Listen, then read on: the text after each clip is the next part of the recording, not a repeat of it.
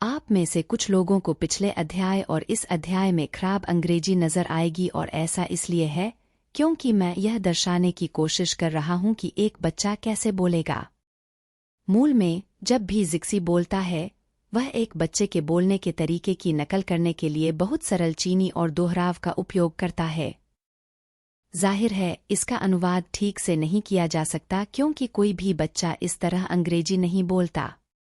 वो मैं नहीं चाहता, मैं नहीं चाहता जिक्सी की सिसकने की आवाज द लीजेंड ऑफ किन के दुखद ओएसटी की तरह लगती है जो एक अंतहीन उदासी और थोड़ी जिद को दर्शाती है। यांग ये अजीब तरह से असहाय महसूस करते हुए बिस्तर पर बैठती है। जिक्सी के दुखद कथानक के कारण नहीं रो रही है बल्कि इसलिए रो रही है क्योंकि कहानी समाप्त हो गई है। कहानी सुनने के बाद जिक्सी उत्साहित है और सो नहीं पा रही है। वह बिस्तर पर छटपटाती है और करवट लेती है और पूरा चक्कर भी लगाती है। नतीजा यह होता है कि वह सुबह उठ नहीं पाती। यांग यी उसे सुबह जगाने में असमर्थ है। वाह वाह वाह, मैं खेलना चाहता हूँ। पूरे दिन खेलो। जिक्सी अभी अभी उठी है, बिस्तर से उठी है और बेहद दुखी है कि वह ज्यादा सो गई है और मनोरंजन पार्क में पूरा दिन नहीं खेल सकती और रो रही है। यांग यी घबरा रही है और नहीं जानती कि क्या करे। चाहे आप किसी भी जीवन के बारे में बात कर रहे हों, यांग यी एक ऐसा व्यक्ति था जो केवल खून बहाता था और कभी आंसू नहीं बहाता था। उसे आश्चर्य होता है कि जिक्सी क्यों रो रही है। क्या ऐसा इसलिए है क्योंकि जिक्सी को लगता है कि मनोरंजन पार्क में खेलने के लिए पर्याप्त समय नहीं है? लेकिन यांग यी ने जिक्सी को समझाया कि वह जिक्सी को जगाने में असमर्थ है, इसलिए वह केवल उसे सोता रहने दे सकता है।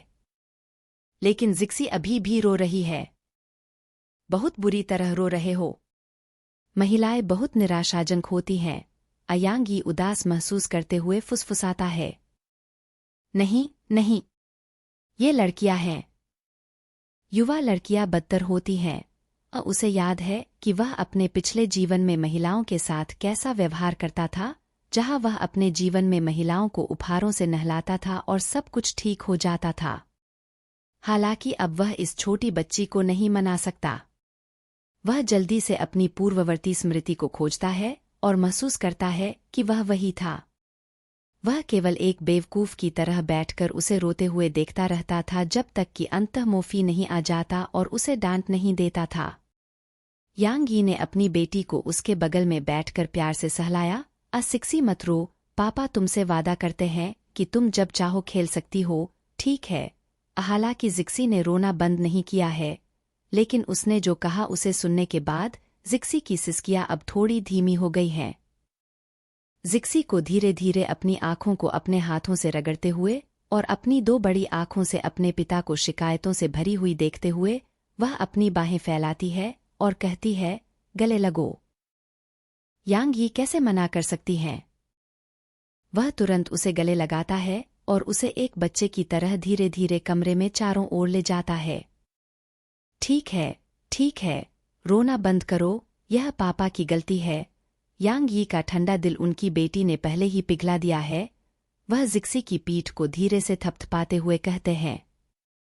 धीरे धीरे रुकने वाली जिक्सी की सिसकने की आवाज सुनकर यांग यी को पता चल गया कि यह आखिरकार खत्म हो गया है। यह आसान नहीं था। यांग यी को अब एहसास हुआ कि जब एक लड़की रो रही है तो वह क्यों रो रही है यह महत्वपूर्ण नहीं है। उसे यह भी नहीं चाहिए कि आप उसकी मदद करें या आप उसे उत्तर दें। उसे बस एक आलिंगन की जरूरत है ताकि उसे पता चले कि वह आप पर निर्भर हो सकती है। हालांकि उसने इसे पहले अखबार में पढ़ा था, हत्यारा जो अमीर था केवल लेखक को मूर्ख कह सकता था, लेकिन अब उसे एहसास हुआ कि वह मूर्ख था। जियांगचेन के दक्षिण में जियांगजे है, जिसे एक समय अपनी स्थिति और सरकार द्वारा इसके विकास के लिए किए गए विशाल निवेश के कारण एक विदेशी रिपोर्ट में रहने के लिए दुनिया के सबसे अच्छे शहरों में से एक के रूप में जाना जाता था। जिक्सी अपने पिता के साथ एक खूबसूरत फुटपाथ पर टहल रही है और वह गाना गा रही है जो उसके पिता ने उसे कल सिखाया था। जाने दो, जाने दो, जाने दो, इसे रोक नहीं सकती एनिमोर।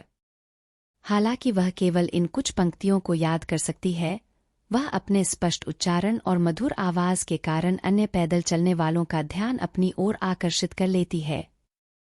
मोफी उसके दौरान अमेरिका में रहती थी। बचपन और पापराजी से बचने के लिए वह जिक्सी को जन्म देने के लिए वापस अमेरिका चली गई और कुछ और वर्षों तक वहीं रही ताकि जिक्सी वहां शिक्षा प्राप्त कर सके और द्विभाषी हो सके।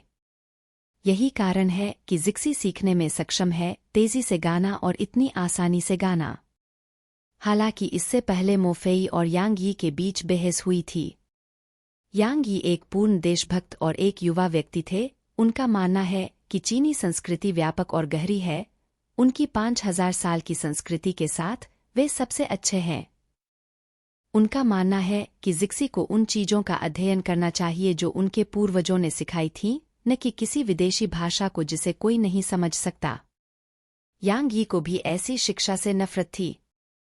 मोफी को एहसास हुआ कि वह यांग यी के साथ संवाद नहीं कर सकती है और उनके रिश्ते में सुधार नहीं हुआ है सभी, और वे इसे सुधारने का प्रयास करने की जहमत नहीं उठा सकते। अब उसे एहसास हुआ कि पिछला यांग यी केवल चीनी जानता था और अब वह एक अंग्रेजी गाना जिक्सी है। इसके अलावा एक मूल अंग्रेजी गाना, जिक्सी रुको रुको थोड़ा पानी पीकर आओ। यांग यी ने यांग यी को बुलाया और जिक्सी के बैग से पानी की बोतल ली, उसे खोलकर उसकी ओर बहा दिया। जिक्सी बहुत चालाक है और घूंट घूंट करके पानी पीती है। यांग यी बैग से एक तौलिया निकालती है और अपना चेहरा पोंछती है। जिक्सी अपने पिता को उसकी देखभाल करते हुए देखती है और अंदर से बहुत खुश महसूस करती है। अब पैदल चलने की जरूरत नहीं, हमें टैक्सी मिल जाएगी, बस स्टॉप बहुत दूर है। और यांग यी ने अपनी जेब से एक बिल निकाला। यांग यी हमेशा से बहुत मितव्ययिता से रहते थे, लेकिन वर्तमान यांग यी में यह आदत नहीं है। पैसा खर्च करने के लिए है। क्या आप पैसा खर्च करने के लिए पैसा नहीं कमाते हैं? अध्याय 7। डरावना और मजेदार फेरिस व्हील। जियांगचेंग का खेल का मैदान डोंगचेंग जिले में है। यह वहां से ज्यादा दूर नहीं है जहां यांग रहता है। टैक्सी जल्द ही आ जाएगी। जब गेट पर यांग यी अभी भी टिकट खरीद रही थी, छोटी लड़की उत्साह से ऊंचे फेरिस व्हील को देख रही थी। उसने फोन किया, पिताजी पिताजी, मैं फेरिस व्हील पर बैठना चाहती हूँ। पिताजी मुझे ले चलो, फेरिस व्हील पर बैठो। शायद छोटी लड़की के भावनात्मक प्रभाव से यांग यी, जिनकी मानसिक स्थिति थोड़ी उदास थी, धीरे धीरे धूप में बदल गई है। वह हंसा और छोटे साथी को अपनी बाहों में ले लिया और उसे थोड़ी सी लिफ्ट दी। वह अपने पिता की गर्दन पर बैठ गई। यह पहली बार है। शीक्सी को बादलों का एहसास हुआ। छोटी लड़की चिल्लाने के लिए तैयार नहीं थी और फिर खुशी से खिलखिला उठी। पार्क के प्रवेश द्वार पर बहुत सारे बच्चे हैं। जियांगचेंग में चिड़ियाघर को छोड़कर यह मनोरंजन पार्क संभवतः बच्चों के लिए सबसे आकर्षक जगह है। बड़े हट्टे-कट्टे यांग यी और उसकी गर्दन पर प्यारी छोटी राजकुमारी शीशी, जो अभी भी भीड़ में दिख रही थी, ने सभी का ध्यान खींचा। बेशक बच्चे अक्सर शीजी को ऊंचे बैठे हुए देखते थे, ईर्ष्या की आंखें प्रकट होती थीं। जल्द ही यांग यी से ज्यादा पीछे नहीं, एक छोटा लड़का भी अपने पिता को खींच रहा है। हालांकि उसके पिता नहीं चाहते थे, इसलिए छोटा लड़का रोने लगा। यह इतना तेज है कि यहाँ तक कि यांग यी, जो टेराकोटा की तरह थी, को भी मुड़कर देखना पड़ा। जरा देखिए, यांग यी, जो हमेशा ठंडा रहता था, उसने लगभग हंसते हुए अपने मुंह का कोना खींच लिया। उस छोटे लड़के के शरीर को देखो, यह बिल्कुल उसके बगल वाली माँ की तरह है, और यह केवल 6 या 7 साल का है, और पैर सामान्य बच्चे की तुलना में बड़े हैं, मोटे पेट का तो जिक्र ही नहीं। और उसके पिता, जो अजीब स्थिति में खड़े थे, भांग के खंभे की तरह पतले थे। यांग यी को हलचल का दृश्य देखने में शर्म नहीं आई। अब उनकी बारी है। यांग यी जल्दी से टिकट चेक करने के लिए जिक्सी ले गए। जब हम निकलते हैं तो शीजी उत्सुकता से पीछे मुड़कर देखती है और पूछती है, पिताजी, ऐसा क्यों लगता है कि पिताजी के भाई को यह पसंद नहीं है? आकर्षण का पहला नाटक प्रकृति शीशी लंबे समय से प्रतीक्षित फेरिस व्हील है। हालांकि सामने के पहिए में यांग यी ने कुछ हद तक निराश किया। फेरिस व्हील बहुत बड़ा नहीं है, अधिकतम केवल 50 मीटर ऊंचा है। यह मजाक नहीं है। लेकिन यांग के लिए इस प्रकार का फेरिस व्हील उसके खेलने के लिए बहुत ऊंचा है। बेशक यांग यह नहीं भूले कि शीशी आज मुख्य पात्र है। वह शीशी के साथ लाइन में खड़ा हो गया और फेरिस व्हील पर एक छोटे से बॉक्स में चला गया। एक धमाके की आवाज, दरवाजा बंद हो गया। फेरिस व्हील निरंतर चलता रहता है, बॉक्स में बैठा रहता है और स्पष्ट और श्रव्य ध्वनि के साथ बाहर की ओर घूमता और घूमता रहता है। शीक्सी को शुरुआत में खिड़की के झुरमुट को देखने में अभी भी दिलचस्पी थी, लेकिन जैसे जैसे बॉक्स की ऊंचाई धीरे धीरे बढ़ती गई, छोटी लड़की घबराने लगती है। हवा में धीरे धीरे एक तरह का डर मंडरा रहा है। बॉक्स पर छोटी सीमित जगह के अलावा गड्ढों का दबाव इस डर को और बढ़ा देता है। पिताजी, मुझे डर लग रहा है। शीशी का छोटा सिर धीरे धीरे नीचे की ओर झुका, हिलते हुए अपने पिता की ओर देखने लगा।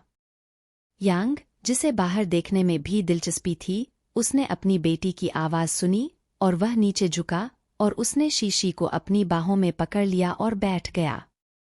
डरो मत, पिताजी यहाँ हैं। अयांग ने धीरे से उसके छोटे से सिर को थपथपाया है और मुलायम बाल अच्छे लग रहे हैं। अपने पिता की गोद में शीक्सी का ऊंचाई का डर बहुत कमजोर हो गया। बच्चे की जिज्ञासु प्रकृति ने उसे फिर से बाहर देखने पर मजबूर कर दिया।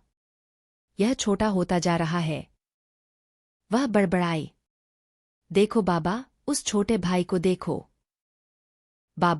बाबा, देखो, यह एक बस है। यह एक बग की तरह लग रहा है। छोटी लड़की अपने पिता के साथ देखी गई हर बात को साझा करने के लिए इंतजार नहीं कर सकती थी और यांग मुस्कुरा रहा था और वह उसके सिर को देखने से नहीं थक रहा था और उसने जवाब दिया। फेरिस व्हील से नीचे शीजी अभी भी कुछ असंतुष्ट हैं, जो अपने पिता को फिर से बैठने के लिए प्रेरित कर रहे हैं। इस बार पिताजी द्वारा उसे अपनी बाहों में पकड़ने के बजाय नन्ही सी बच्ची को इसकी आदत हो गई थी। शीक्सी को आकाश में होने पर खुशी हुई जब सबसे ऊंचे मोड़ पर आकाश में एक चांदी का विमान भी धीरे धीरे आकाश में दिखाई दिया। हवाई जहाज, बाबा, यह हवाई जहाज है। शीशी उत्साह से उछल पड़े। सौभाग्य से छोटी लड़की का वजन विशाल फेरिस व्हील को हिलाने के लिए बहुत कम है। यांग एक बच्चा था और वह अपनी बेटी के छोटे सिर के साथ विमान को देखने के लिए खिड़की पर हंस रहा था और लड़ रहा था। यह भी एक गंभीर परिणाम है और शाम के अंत में जब खेल का मैदान बंद हो रहा था, शीशी रो रही थी और वापस नहीं जा रही थी। क्या हम वापस नहीं जा सकते? छोटे लड़के ने आंसुओं से भरी विनती के साथ अपने पिता के पैरों को सहारा दिया। ऐसा नहीं है कि पिताजी नहीं चाहते थे कि तुम मौजमस्ती करो, लेकिन अब यह बंद हो रहा है और फेरिस व्हील रुक गया है। यांग ने सिरदर्द के साथ समझाया। नहीं, शीशी नहीं। उसने अपना सिर हिलाया। वास्तव में यह सिर्फ यांग और शीशी के बारे में नहीं है। खेल के मैदान का मुख्य प्रवेश द्वार, जो बच्चे नहीं जाना चाहते, उन्हें एक पंक्ति में खड़ा किया जाता है। शीशी न केवल रो रही है, बल्कि उससे भी बदतर चीजें रो रही हैं। उदाहरण के लिए, यांग यी के आने से पहले उन्होंने एक छोटा मोटा लड़का देखा था। उसके रोने की आवाज इतनी भयानक थी कि कुछ बच्चे उसे देखने से भी डर रहे थे। रोने धोने वालों की चीख पुकार और आसपास गूंजने वाला दुहक, अथाह भाव, रुकने का नाम ही नहीं लेता। यांग यी ने अपना स्कूल बैग पकड़ लिया और थोड़ा परेशान हो गई। अरे, बच्चे इतनी परेशानी में क्यों हैं? अयांग को लगा कि उसका सिर फट रहा है।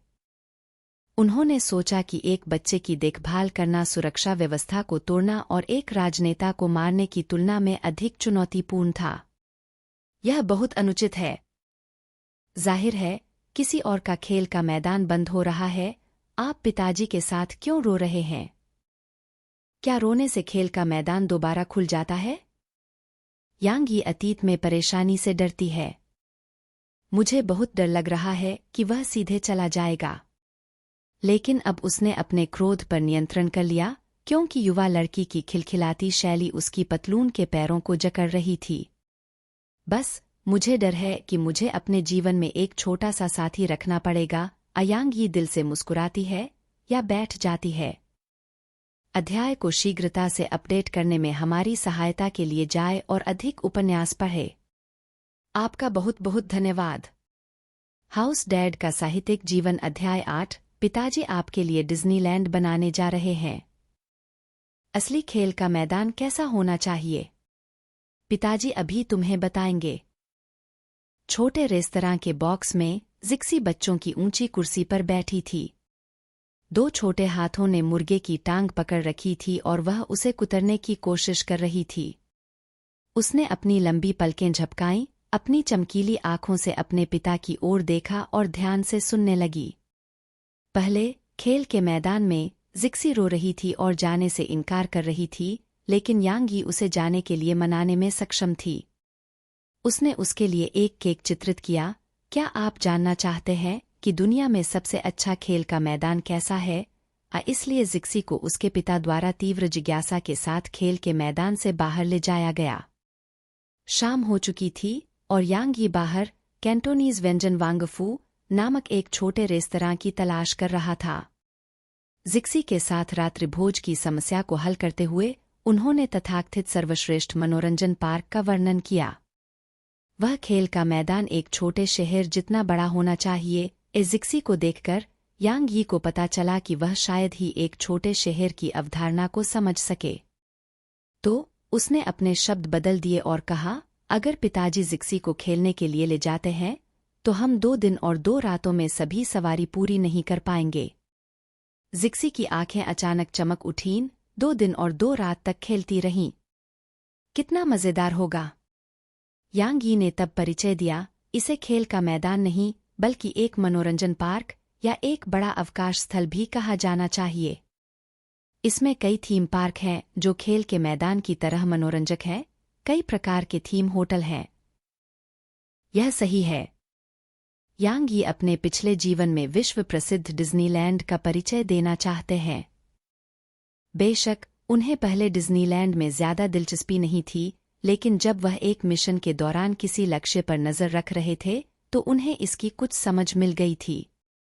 उदाहरण के लिए फ्रोजन थीम पार्क में जिक्सी उन कहानियों में कई दृश्य देख सकती है जो पिताजी ने आपको कल सुनाई थीं। जिक्सी ने मुर्गे की टांगें अपने हाथों में रख लीं और अपना छोटा चमकदार मुंह थपथपाया। वह यह पूछे बिना नहीं रह सकी, क्या सिस्टर एल्सा भी वहां होगी? हालांकि एना भी अपने पिता द्वारा बताई गई कहानी की नायक है। जिक्सी सिस्टर एल्सा को पसंद करती है, जिसके पास जादू है और वह बर्फ बना सकती है। बिल्कुल, यांग यी ने मुस्कुराते हुए कहा, एल्सा अपने बर्फ के महल में है। बहुत खूब। बर्फ का महल। जिक्सी की बड़ी बड़ी आंखें चमक रही हैं, उम्मीदों से भरी हुई। यांग यी ने परिचय देना जारी रखा, फ्रोजन थीम पार्क उनमें से एक है। इसमें कई दिलचस्प थीम पार्क भी हैं, जैसे 2 बड़े गोल कानों वाला स्मार्ट और प्यारा मिकी माउस, नाविक की वर्दी में अच्छे स्वभाव वाला डोनाल्ड डक इत्यादि। बहुत सारे कार्टून चरित्रों को विभिन्न थीम पार्कों में संयोजित किया गया है। हालांकि जिक्सी ने इनमें से कुछ भी पहले कभी नहीं सुना है और इसके बारे में थोड़ा अस्पष्ट है। उसके चेहरे पर प्रशंसा है। वहां एक छोटी ट्रेन भी है जो सीटी बजाते हुए पार्क में दौड़ सकती है और आप कई दिलचस्प दृश्य देख सकते हैं। यांग यी हंसे। कुछ पार्कों में समुद्र, नावें और समुद्री डाकू हैं और कुछ पार्कों में पहाड़ और सक्रिय ज्वालामुखी हैं जो आग उगलने में सक्षम है। छोटा बच्चा पूरी तरह से अपने पिता पर मोहित था। उसने उत्साह से अपने छोटे नितंब घुमाए और स्थिर नहीं बैठ सकी। पापा, क्या आप खेलने के लिए जिक्सी ले जाएंगे? छोटे बच्चे ने बिगड़ते हुए कहा। ठीक, इंतजार करो। अच्छा तो यह। जब यांग यी ने जिक्सी को डिज्नीलैंड के बारे में बताया तो उन्हें अचानक एहसास हुआ कि उन्होंने शायद अपने लिए एक गड्ढा खोद लिया है। इस दुनिया में, हालांकि जब मूल यांग यी सेवानिवृत्त हुए तो उन्होंने पूरे देश की यात्रा की और कई बड़े शहरों में रहे, लेकिन उनकी याद में वास्तव में डिज्नीलैंड जैसा कोई बड़े पैमाने का और दिलचस्प मनोरंजन पार्क नहीं था। देश का सबसे बड़ा मनोरंजन पार्क हांगकांग में है, लेकिन यह जियांगचेंग के मनोरंजन पार्क का एक उन्नत और शानदार संस्करण है। आकर्षण बहुत समान है। यह सिर्फ पिताजी का विचार है। दुनिया में अभी तक ऐसा कोई मनोरंजन पार्क नहीं है। यांग यी ने ईमानदारी से जिक्सी के सामने कबूल किया। उत्साहित छोटा बच्चा स्तब्ध रह गया। थोड़ी देर बाद जिक्सी के छोटे से चेहरे पर निराशा दिखाई दी। छोटी लड़की के मुंह से चीख निकल गई। और हालांकि वह रोई नहीं, उसका मूड अचानक खराब हो गया। यांग यी ने जिक्सी की उदास, निराश नज़र को देखा और इससे वह घबरा गया। वह नहीं जानता था कि क्यों, लेकिन वह नहीं चाहता कि जिक्सी खुद से निराश हो, चाहे कुछ भी हो। एक पिता को अपनी बेटी की आशा बनना चाहिए, उसकी बेटी का सांता क्लॉज होना चाहिए, जो उसकी सभी इच्छाएं पूरी करने में सक्षम हो। वह अपनी बेटी को कैसे निराश कर सकता है? यांग यी अपना हाथ बहाने से खुद को नहीं रोक सका।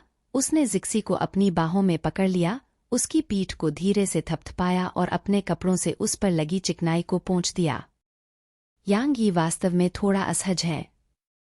वह अपने पिछले जीवन में नखरेबाज और पूर्णतावादी थे। उसे जुनूनी बाध्यकारी विकार है। लेकिन जिक्सी की खातिर उसने अपनी अंतरतम भावना का विरोध किया। जब छोटा बच्चा उनके घर में गंदगी करता था और फिर खुद सफाई करता था तो उन्होंने न केवल इसे सहन किया, बल्कि छोटे बच्चे को अपने कपड़े भी गंदे करने की इजाजत भी दी। ऐसा कहा हो सकता है कि एक पिता अभी भी एक बच्चे के साथ हो और फिर भी स्वच्छ रहे। पापा, जिक्सी खेलना चाहती है। जिक्सी ने मुंह बनाकर दुहखी होकर कहा।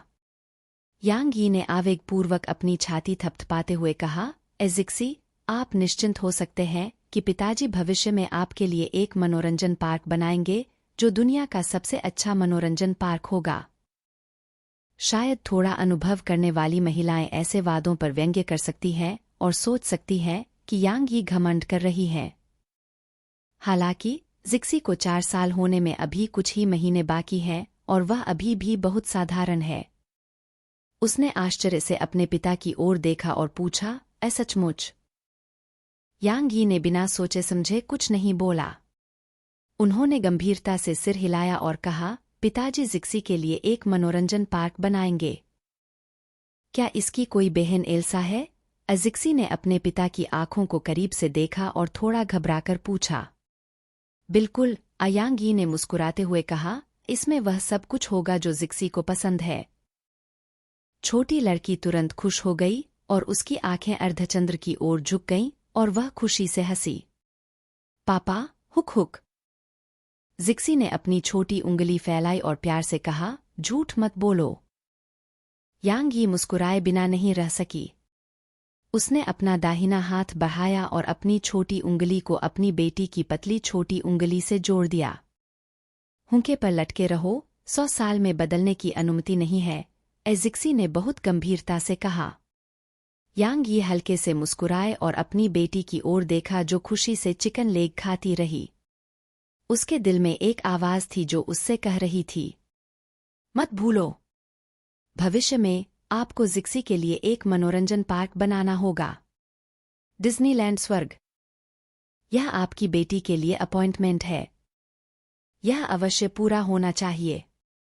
फिर ऐसा लगता है कि इस लक्ष्य को हासिल करना थोड़ा मुश्किल है। शुरुआत से डिज्नीलैंड बनाने में कितना खर्च आता है? हालिया उदाहरण लीजिए, कहा जाता है कि उनके पिछले जीवन में नए शंघाई डिज्नीलैंड में 34 बिलियन का निवेश हुआ था। स्वाभाविक रूप से शंघाई एक ऐसी जगह है जिसकी तुलना नहीं की जा सकती। हालांकि अगर जमीन का बोझ हटा भी दिया जाए, यांग यी अपनी बेटी के लिए एक पूरा डिज्नीलैंड बनाना चाहते हैं, तो भी निवेश 10 बिलियन से कम नहीं है। भले ही यह सरकार या अन्य भागीदारों के साथ एक संयुक्त उद्यम हो सकता है, डिज्नीलैंड का यह सपना अभी भी एक कल्पना है। इसके अलावा अपने पिछले जीवन में डिज्नीलैंड के सफल उदाहरण के बिना यांग यी में कौन निवेश करना चाहेगा? हालांकि यांग यी आसानी से हार मानने वाले व्यक्ति नहीं है। इसके अलावा उसने पुनर्जन्म और ट्रैवर्सिंग जैसी चीजों का अनुभव किया है। यांग यी का मानना है कि ऐसा कुछ भी नहीं है जो वह नहीं कर सकता। क्या यह सिर्फ 10 अरबों का नहीं है? आइए अभी के लिए एक छोटा सा लक्ष्य निर्धारित करें और पहले 100 मिलियन कमाएं। यदि आप अध्याय सुनना चाहते हैं और चैनल को सब्सक्राइब करें और इस वीडियो को लाइक करें।